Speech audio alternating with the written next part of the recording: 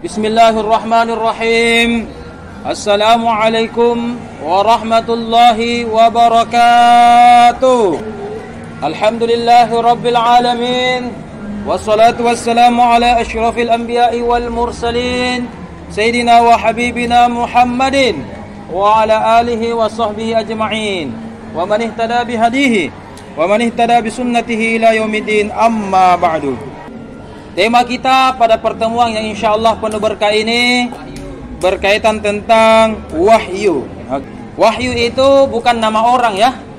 Wahyuddin, Muhammad Wahyu, Wahyuni dan sebagainya ya. Tetapi kita berbicara tentang wahyu Al-Qur'an. Wahyu Al-Qur'an. Berbicara tentang wahyu Al-Qur'an. Oke. Yang pertama kita kembali kajian kita bahwa untuk mencari,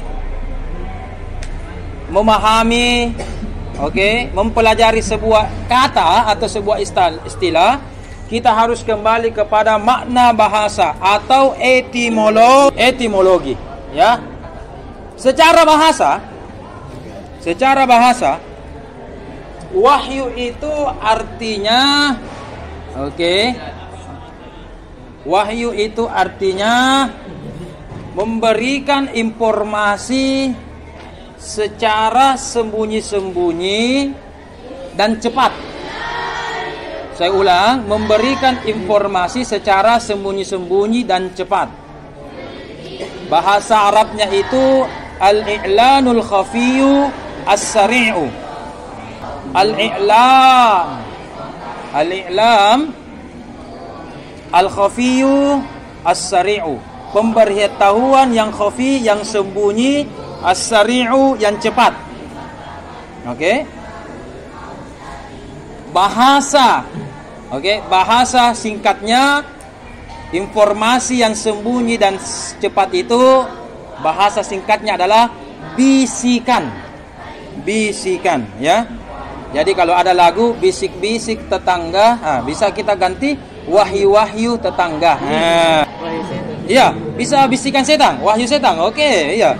Ya, bisikan. Jadi wahyu artinya secara bahasa informasi yang rahasia, tersembunyi dan cepat, tidak lambat. Makanya ketika Allah memberikan wahyu kepada Nabi Muhammad, ya kan? Tidak dalam 24 jam. 24 jam. Ya mungkin cuma berapa menit.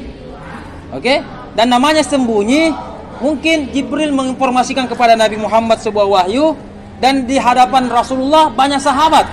Tetapi yang mendengarkan, namanya sembunyi, yang mendengarkan cuma Nabi Muhammad sallallahu alaihi wasallam. Makanya itu namanya wahyu, artinya bisikan ya. Sementara wahyu menurut terminologi adalah, wahyu secara istilah adalah penyampaian.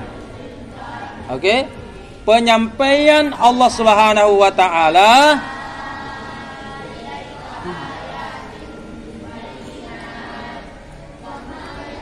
penyampaian kepada dari Allah Subhanahu wa taala kepada Nabi Muhammad melalui Jibril. Itulah wahyu.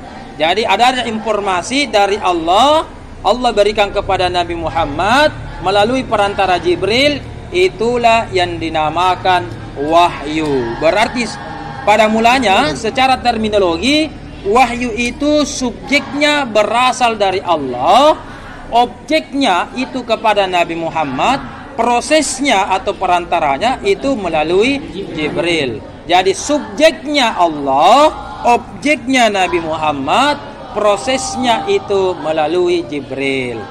Tetapi prosesnya wahyu tidak semata-mata Jibril. Ada juga wahyu langsung dari Allah langsung kepada Nabi Muhammad. Tidak ada pakai perantara. Berikan contoh. Ketika peristiwa Isra Mi'raj di Sidratul Muntaha, ya Sidratul Muntaha. Atau prosesnya itu dalam bentuk bunyi-bunyian lonceng, bunyi-bunyi lonceng, ya kan? Itu bisikan-bisikan dalam bunyi lonceng. Berarti inti dari wahyu ada dua, subjeknya Allah, objeknya Nabi Muhammad. Adapun predikatnya atau prosesnya itu bisa melalui Jibril, Bisa silangsunggang, oke. Bisa juga Nabi terkadang mendengar gemerincing lonceng dan seterusnya dan seterusnya. Apapun itu predikatnya, yang penting subjeknya Allah dan objeknya Nabi Muhammad, itulah yang dimaksud dengan wahyu Allah Subhanahu wa taala. Akan tetapi di dalam mushaf Al-Qur'an, terkadang ada makna wahyu bukan subjeknya Allah dan bukan objeknya Nabi Muhammad, atau subjeknya Allah tetapi objeknya bukan Nabi Muhammad. Taruhlah contoh, misalkan surah Qasas ayat kedua, wa wahayna ila ummi Musa. Kami auhayna, tanda kutip, wahyukan kepada mamanya Musa. Oke? Kami berikan, tanda kutip, auhayna, berikan wahyu kepada Ummi Musa. Apakah wahyu dalam bentuk Al-Quran sebagaimana Nabi Muhammad? Jawabnya tidak. Kenapa? Tidak ada wahyu itu hanya kepada Nabi, ya. Ummi Musa. Kalau kepada Musa, wahyu itu wajar. Namanya wahyu mendapatkan kepada Nabi itu wajar. Tetapi Ummi Musa artinya mamanya Musa. Mama berarti perempuan. Ingat catatannya, tidak ada nabi berjenis kelamin perempuan. Andai kata boleh nabi berjenis kelamin perempuan, maka Siti Maryam itu adalah seorang nabi dan rasul. Tapi karena tidak ada, maka Maryam itu bukan. Mamanya Isa namanya Maryam, bukan nabi. Begitu pula mamanya Musa, bukan nabi. Kalau bukan nabi tapi bukan tapi wahyu, ya, dapat wahyu dari Allah, maka wahyu ini bukan berupa Al-Qur'an sebagaimana tadi yang pertama, ya. Tetapi yang dimaksud wahyu yang pertama di sini adalah bermakna ilham atau bisikan informasi. Jadi kita artikan wa wahayna ila ummi Musa, surah Al-Qasas ayat ke-7 itu, kami bisikan ilham, kami bisikan informasi kepada mamanya Musa. Berarti boleh saja wahyu dalam Al-Quran itu secara bahasa artinya bisikan ilham. Oke? Ketika Allah memberikan wahyu, tanda kutip wahyu kepada mamanya Musa, dan mamanya Musa ini bukan nabi, berarti bukan wahyu yang kita pahami secara istilah, tetapi secara etimologi artinya bisikan-bisikan ilham. Bagaimana bentuk bisikan ilhamnya kepada Ummi Musa? Yaitu mamanya Musa disuruh buat peti yang terbuat dari kayu. Kenapa terbuat dari kayu? Kenapa bukan dari besi? Kalau dari besi bisa tenggelam. Dari kayu bisa terapung, ya, terapung. Kemudian memasukkan bayi Musa yang masih dalam keadaan bayi, dimasukkan ke dalam peti itu, kemudian mengalir seiring dengan aliran sungai terpanjang di dunia, Sungai Nil. Nah, Sungai Nil barulah didapat oleh Siti Asia, yaitu istrinya Fir'aun, ya. Siti Asia merupakan istrinya Fir'aun. Barulah Musa dipelihara dan seterusnya. Nah, itu ya kisahnya, ya. Jadi yang memberikan ilham, bisikan informasi kepada mamanya Musa, yaitu Allah Subhanahu wa taala, ya. Informasi atau wahyu tersebut bukan namanya wahyu, tetapi ini diartikan, diterjemahkan bisikan-bisikan informasi ilham, ya. Kenapa dikatakan bisikan? Karena cuma dia yang tahu, cuma mamanya Musa yang tahu. Fir'aun tidak tahu. Sekiranya Fir'aun tahu, nah bunuh itu bayi. Iya kan? Oke. Makanya ini namanya bisikan, ya, bisikan. Ya, oke, kalau Anda terbiasa bisi-bisi sama teman, ya, itu konsep dari wahyu itu. Tapi hati-hati dalam ilmu syariat, ketika Anda bertiga, tidak boleh yang dua ini berbisik sehingga tersimbung hatinya. Bukan lagi tersinggung, ya. Bukan lagi tersinggung, tapi tersimbung mentong. Ya, sakit hati. Oke, kalau ada dua orang baku bisik-bisik, apa? Yang ketiganya pasti tersinggung. Ya, mungkin diceritai atau mungkin juga tidak diceritai. Ya, oke, jangan begitu ya. Itu etikanya, dilarang istilahnya apa ya? Menggosip atau mencerita belakangi atau mencerita disampingi. Nah, disampingnya orang kan? Bukan hanya cerita belakang, cerita samping juga tidak boleh. Kan? Itu namanya menjaga perasaan orang lain. Oke, paham Tom? Mana yang kedua? Ketika Allah memberikan wahyu kepada An-Nahl atau lebah. Jadi Allah juga pernah memberikan wahyu kepada Nahl, tapi bukan wahyu Al-Quran. Ya, surah An-Nahl ayat 68. Wa waha rabbuka ilan nahli. Allah memberikan wahyu kepada Nahl. Tuhanmu memberikan wahyu kepada Nahl. Apakah lebah juga mendapatkan Al-Quran? Jawabannya adalah jawabannya tidak. Tapi Allah memberikan tanda kutip wahyu apa? Bisikan insting. Bisa Anda catat. Jadi makna yang kedua ini, ketika wahyu itu subjeknya Allah dan objeknya itu adalah lebah, maka itu lebah karena itu hewan, maka itu namanya bisikan insting. Bisikan insting. Jadi bukan berarti, ternyata lebah juga dapat wahyu ya. Seorang wanita yang bernama Ummi Musa juga wahyu ya. Oh tidak. Kalau manusia biasa dapat wahyu itu namanya bisikan ilham. Kalau seekor binatang lebah mendapatkan wahyu dari Allah, Rabbuka ilan nahli, berarti itu namanya bisikan insting. Bagaimana kisahnya ini? Ketika ada apa? Ketika itu lebah membisik-bisiki bagaimana tata cara kehidupannya yang baik dan benar dan selanjutnya, ternyata setan atau jin di dalam Al-Quran juga pernah mendapatkan wahyu. Taruhlah Al-Quran surah Al-An'am ya, ayat 121. Di situ ada tertulis dengan jelas, wa inna syayatina layuhuna. Sesungguhnya setan itu juga memberikan wahyu.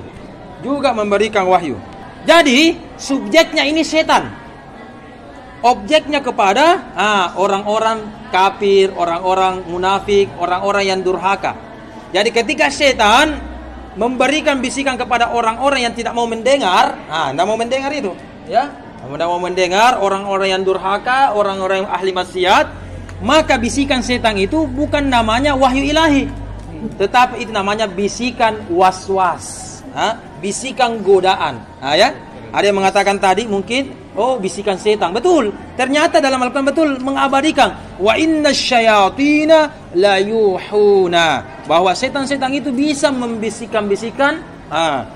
Sehingga kalau ada orang maaf ini ya, kalau ada orang berbuat maksiat, terkadang ada maksiat, pukul mido, ini mi, bully mido, apalagi, hina-hina mido, ambil mi sendalnya itu orang, dan sebagainya. Berarti itu bisikan. Tapi bukan bahwa bisikan dari Allah.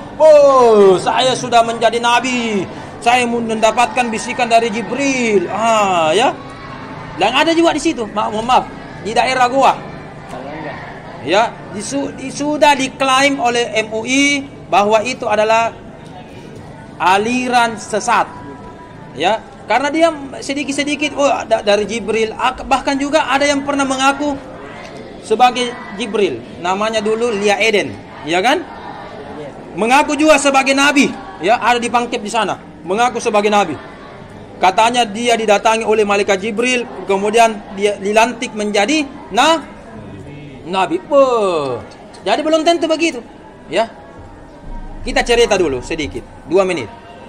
Ada syekh yang bernama Abdul Qadir yang tinggalnya di daerah Jailan, makanya namanya Abdul Qadir Al-Jailani atau Abdul Qadir Al-Jilani. Jadi 2 namanya, Jailani atau Jilani, ya. Ketika bertapa atau bertahanus, berhalwat di sebuah gua, datang setan. Datang setan. Setan. Datang setan. Datang setan. Datang setan. Menggoda. Bahkan dalam riwayat mengatakan jangankan setan, yang datangi memang iblis. Iblis. Bosnya, ya. The best of setan. Itu namanya iblis. The best of setan. Iya. Iya, oke.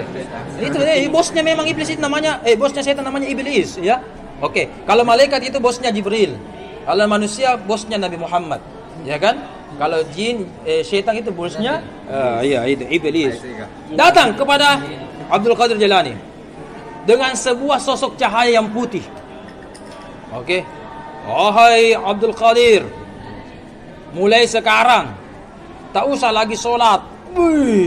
Mulai sekarang tak usah lagi puasa Ramadan, zakat dan sebagainya. Silahkan berbohong, berdusta, menipu. Apa tindakan Abdul Qadir? Mengambil batu, mengikuti peristiwa Ibrahim ketika melempari iblis, ya. Makanya ada peristiwa betul, lempar jumrah, dilempari. Bismillahirrahmanirrahim. Dilempari, ya kan? Dilempari batu-batu kecil. Walhasil cahaya putih itu berubah wujud menjadi iblis. Bukan lagi setan, iblis. Oke?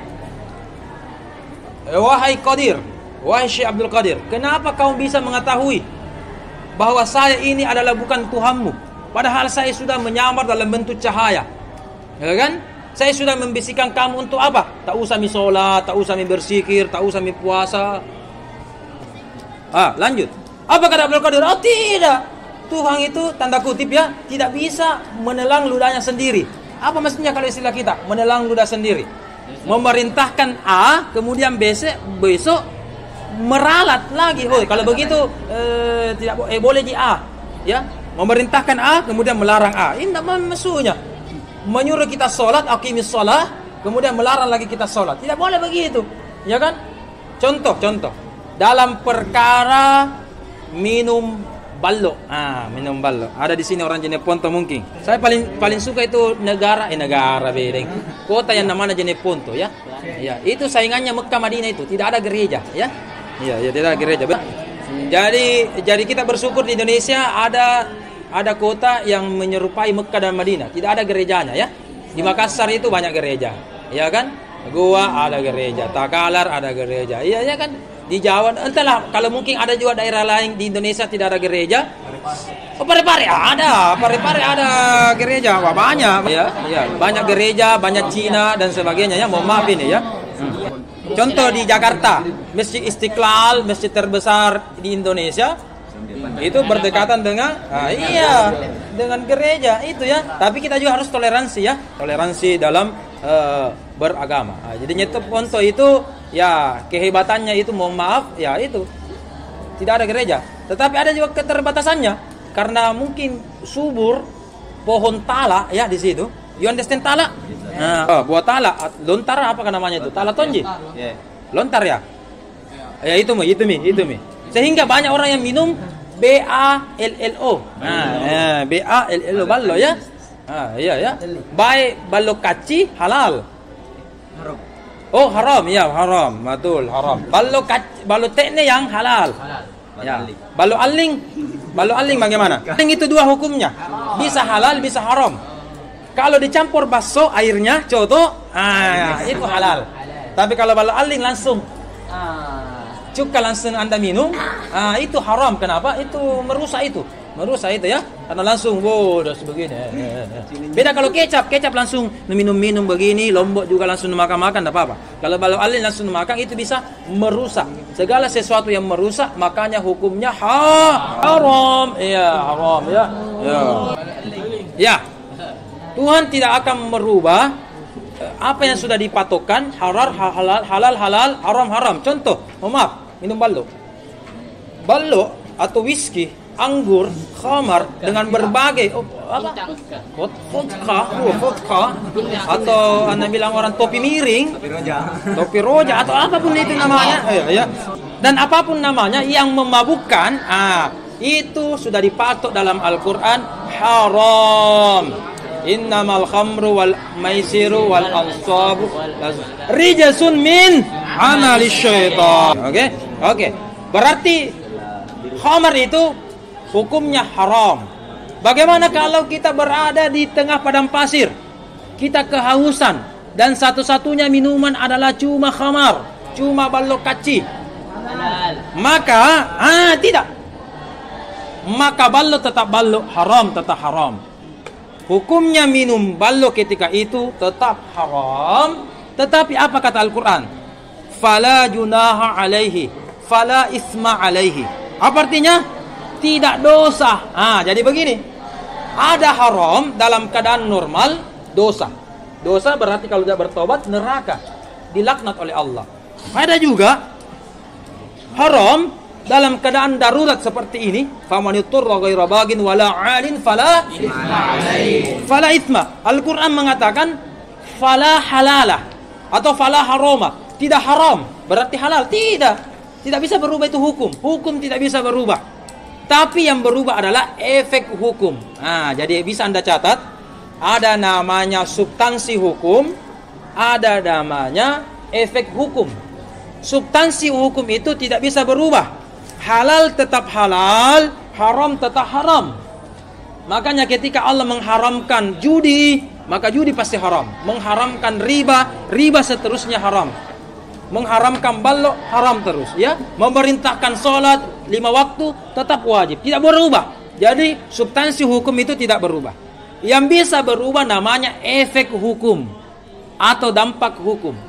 Biasanya haram itu dosa, wajib itu melakukan wajib adalah pahala, ya kan? Tapi ada orang, ya, mencuri itu hukumnya haram. Ya, haram itu kalau dalam hukum agama dikisos, dipotong tangannya. Tetapi pada masa Umar bin Khattab, Umar mengakui bahwa betul ini orang mencuri hukumnya haram. Tetapi jangan langsung dipotong tangannya. Kenapa? Orang tersebut kacipurang. Kacipurang itu bahasa Indonesianya apa ya? Artinya lapar. Iya, lapar. Lapar kan? Lapar. Maka ijtihad Umar sebagai khalifah ketika itu dan sebagai hakim pengadilan tinggi agama ketika itu apa? Kalau begitu dibebaskan orang tersebut. Bahkan dikasih uang. Oh, karena kelaparan yang kasih yang, ya. Begitu. Dan memang ketika itu masa paceklik. Masa paceklik berarti bukan masa subur, ya. Masa kritis dan krisis.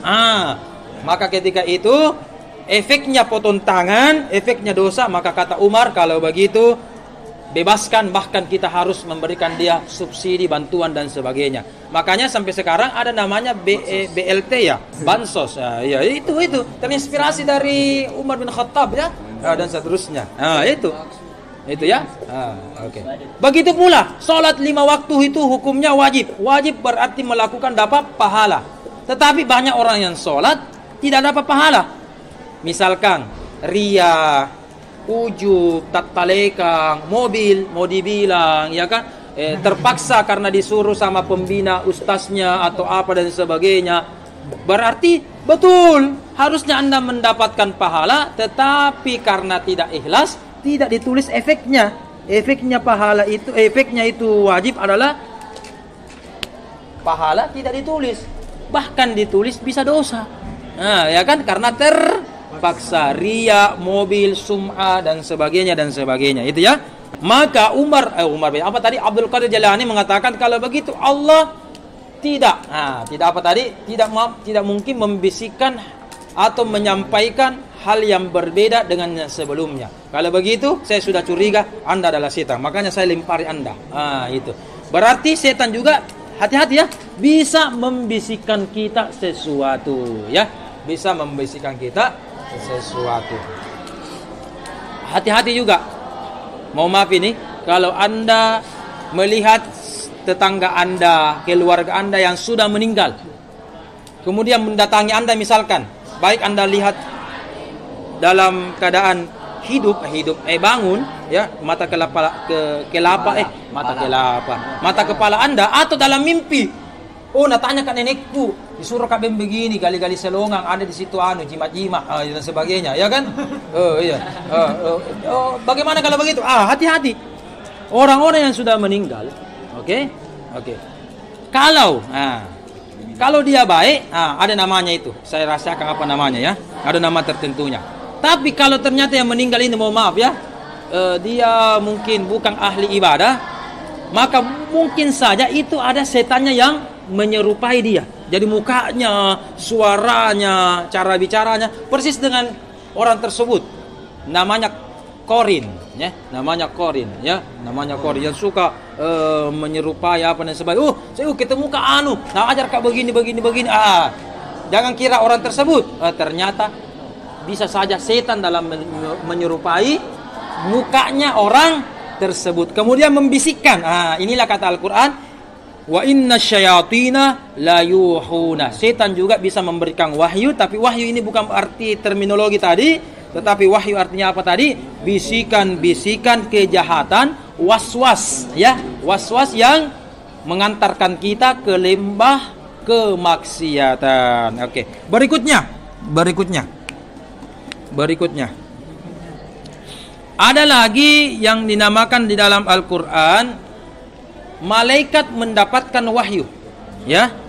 Al-Anfal ayat 12. Oke. Id yuhi rabbuka ilal malaikati. Ingatlah ketika Allah Tuhanmu memberikan wahyu kepada malaikat, ya, malaikat. Jadi bukan berarti malaikat juga mendapatkan wahyu, tidak. Kalau subjeknya Allah dan kepada malaikat juga dalam bentuk yuhi, memberikan wahyu, itu namanya berupa bisikan ilahiyah, ya, bisikan spiritual, ya, bisikan atau informasi spiritual. Jadi ketika Allah memberikan wahyu kepada para malaikat, berarti itu bukan berarti malaikat juga dapat wahyu, tidak. Ya, yang mendapat wahyu cuma apa tadi? Nabi Muhammad, ya. Cuma rasul, cuma nabi. Itu. Berarti ketika malaikat mendapatkan wahyu, di sini bahasa Al-Qur'an artikan apa? Informasi spiritual, berita-berita langit dari Allah Subhanahu wa taala. Ada lagi dalam Al-Qur'an wahyu ketika bumi memberikan wahyu kepada manusia. Bi anna rabbaka awhalaha. Surah Al-Zalzalah ayat ke-5. Bi anna rabbaka awhalaha. Sesungguhnya ini adalah wahyu Allah rabbaka. Allah mewahyukan kepada bumi. Sorry. Jadi Allah mewahyukan kepada bumi. Ya, bi anna rabbaka awhalaha, wahyunya Allah kepada bumi. Bi anna rabbaka awhalaha. Apa sama? Ketika itu hari kiamat lah istilahnya. Ya, hari kiamat lah, mengeluarkan isi perutnya bumi, goncangan apa dan sebagainya. Oke. Maka ketika itu bumi diwahyukan oleh Allah untuk disuruh hancurkan dirinya. Maka terjadilah kiamat. Idza zulzilatil ardu zilzalaha. Allah memberikan wahyu kepada bumi itu dalam bentuk perintah. Wahai bumi, saya perintahkan ketika itu untuk kiamat. Jadi ketika Allah memberikan wahyu kepada bumi, berarti itu sudah kiamat. Idza waqa'atil waqi'ah al-qari'ah dan sebagainya, itu adalah tanda-tanda kiamat akhir zaman. Berikutnya, wahyu berikutnya dalam Al-Quran ada dalam surah Maryam. Ada surah Maryam ayat ke-11. Fa kharaja ala qaumihi minal mihrabi fauha ilaihim. Surah Maryam ayat 11. Ini bermakna isyarat. Ya, kalau tidak salah ini berbicara tentang kisah, ya, kisah Nabi Zakaria dilarang untuk bicara. Dia hanya disuruh dilarang berisyarat saja. Ya, maka fauha ilaihim, maka Nabi Zakaria memberi. Jadi subjeknya Nabi kepada ilaihim, kepada kaumnya, itu bukan dalam bentuk wahyu. tapi isyarat, petunjuk begini Ji. Jadi itu hari Zakaria sempat bernazar untuk tidak berbicara. Hanya memberi syarat. Ya. Nah, itu isyarat. Jadi ada bahasanya orang PP itu kasih yang orang-orang bisu begini. Ternyata itu sudah ada dalam Al-Qur'an. Ya, sudah ada di dalam Al-Qur'an ya. Jadi kita review, ada yang bermakna ilham itu ada bermakna bisikan ilham. Wahyu itu ada bermakna bisikan ilham. Ada bisikan insting, ada bisikan syaitan. Ada dalam bentuk bisikan-bisikan informasi spiritual, berita-berita langit.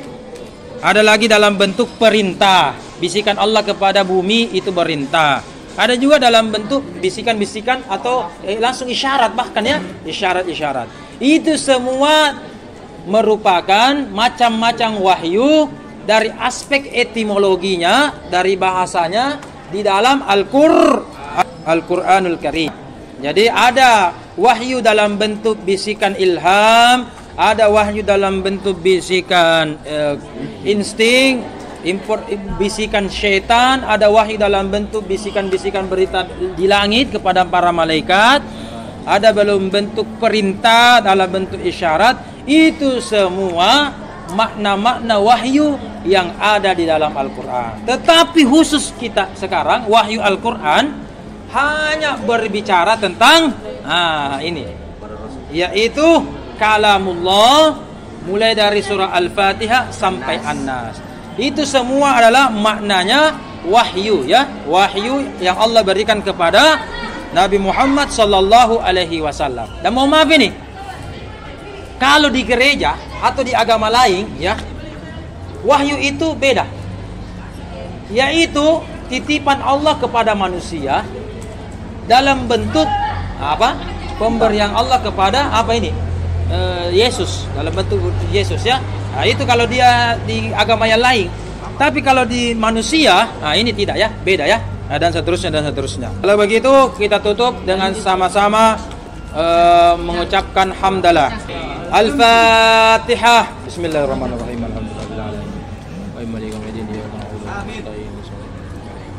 Demikian, wabillahi taufiq wal hidayah. Kita bertemu karena Allah dan kita juga berpisah karena Allah Subhanahu wa taala. Assalamualaikum warahmatullahi wabarakatuh.